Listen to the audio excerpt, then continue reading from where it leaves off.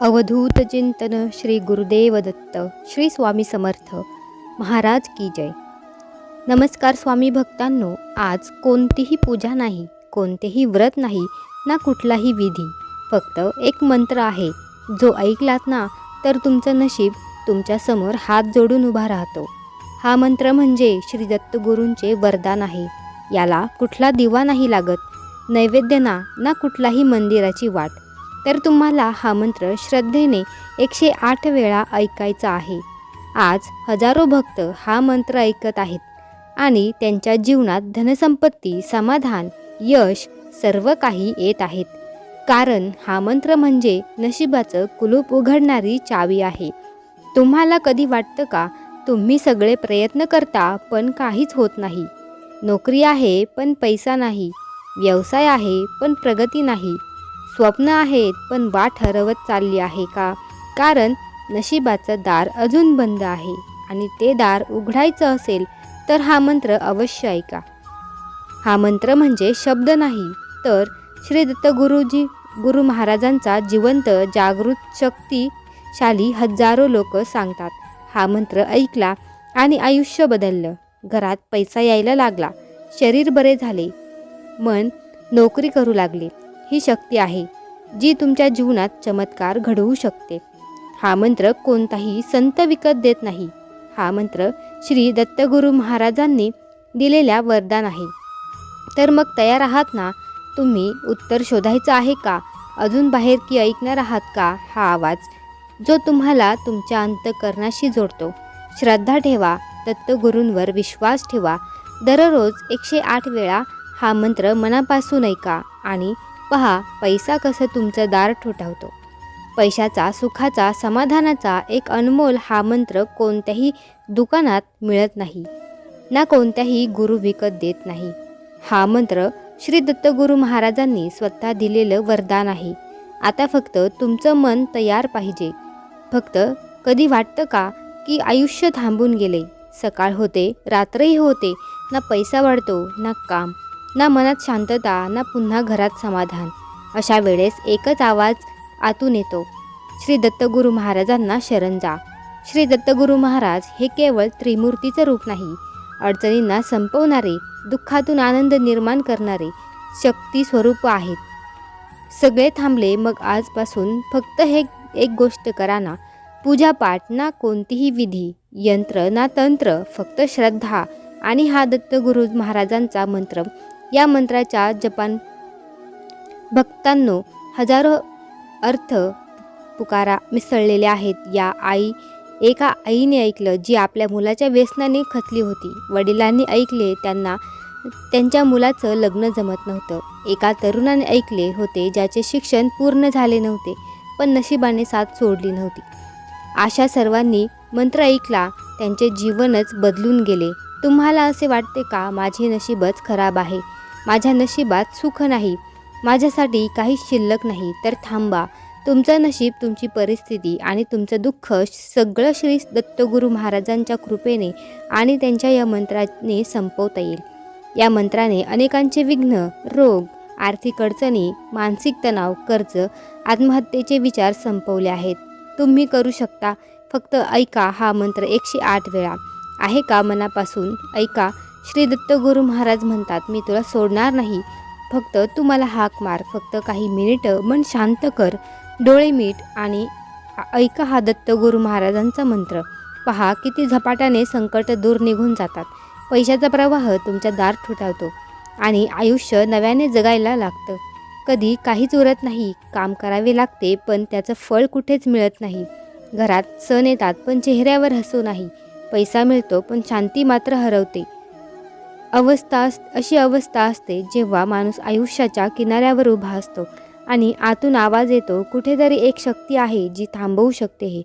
ती शक्ती म्हणजे श्री दत्तगुरु महाराज। कोणत्याही धार्मिक परंपरेची गरज नाही, ना मंत्र तोंडपाठ असावा लागतो, ना कोणतेही साधनेचा डोंगर, फक्त हा एक मंत्र ऐका। मंत्र तुम्हाला श्री दत्तगुरु महाराजांच्या हृदयाशी जोडतो।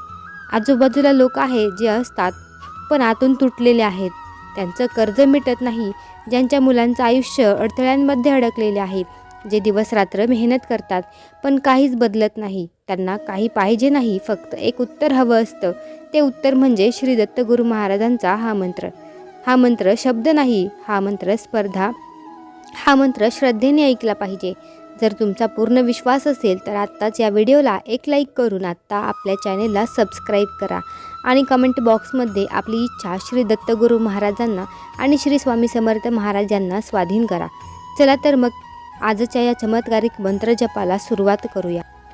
ओम परमगुरुवे दत्तात्रेयाय धनं प्रदाय नमः. ओम परमगुरुवे दत्तात्रेयाय धनं प्रदाय नमः. ओम परमगुरुवे दत्तात्रेयाय धनं प्रदाय नमः. ओम परमगुरुवे दत्तात्रेयाय धनं प्रदाय नमः. ओम परमगुरुवे दत्तात्रेयाय धनं प्रदाय नमः. ओम परमगुरुवे दत्तात्रेयाय धनं प्रदाय नमः. ओम परमगुरुवे दत्तात्रेयाय धनं प्रदाय नमः. ओम परमगुरुवे दत्तात्रेयाय धनं प्रदाय नमः. ओम परमगुरुवे दत्तात्रेयाय धनं प्रदाय नमः. ओम परमगुरुवे दत्तात्रेयाय धनं प्रदाय नमः. ओम परमगुरुवे दत्तात्रेयाय धनं प्रदाय नमः. ओम परमगुरुवे दत्तात्रेयाय धनं प्रदाय नमः. ओम परमगुरुवे दत्तात्रेयाय धनं प्रदाय नमः. ओम परमगुरुवे दत्तात्रेयाय धनं प्रदाय नमः. ओम परमगुरुवे दत्तात्रेयाय धनं प्रदाय नमः. ओम परमगुरुवे दत्तात्रेयाय धनं प्रदाय नमः. ओम परमगुरुवे दत्तात्रेयाय धनं प्रदाय नमः. ओम परमगुरुवे दत्तात्रेयाय धनं प्रदाय नमः. ओम परमगुरुवे दत्तात्रेयाय धनं प्रदाय नमः. ओम परमगुरुवे दत्तात्रेयाय धनं प्रदाय नमः. ओम परमगुरुवे दत्तात्रेयाय धनं प्रदाय नमः. ओम परमगुरुवे दत्तात्रेयाय धनं प्रदाय नमः. ओम परमगुरुवे दत्तात्रेयाय धनं प्रदाय नमः. ओम परमगुरुवे दत्तात्रेयाय धनं प्रदाय नमः. ओम परमगुरुवे दत्तात्रेयाय धनं प्रदाय नमः. ओम परमगुरुवे दत्तात्रेयाय धनं प्रदाय नमः. ओम परमगुरुवे दत्तात्रेयाय धनं प्रदाय नमः. ओम परमगुरुवे दत्तात्रेयाय धनं प्रदाय नमः. ओम परमगुरुवे दत्तात्रेयाय धनं प्रदाय नमः. ओम परमगुरुवे दत्तात्रेयाय धनं प्रदाय नमः. ओम परमगुरुवे दत्तात्रेयाय धनं प्रदाय नमः. ओम परमगुरुवे दत्तात्रेयाय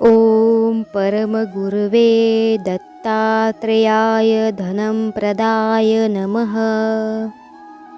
ॐ परमगुरवे दत्तात्रेयाय धनं प्रदाय नमः। ॐ परमगुरवे दत्तात्रेयाय धनं प्रदाय नमः। ॐ परमगुरवे दत्तात्रेयाय धनं प्रदाय नमः। ॐ परमगुरवे दत्तात्रेयाय धनं प्रदाय नमः।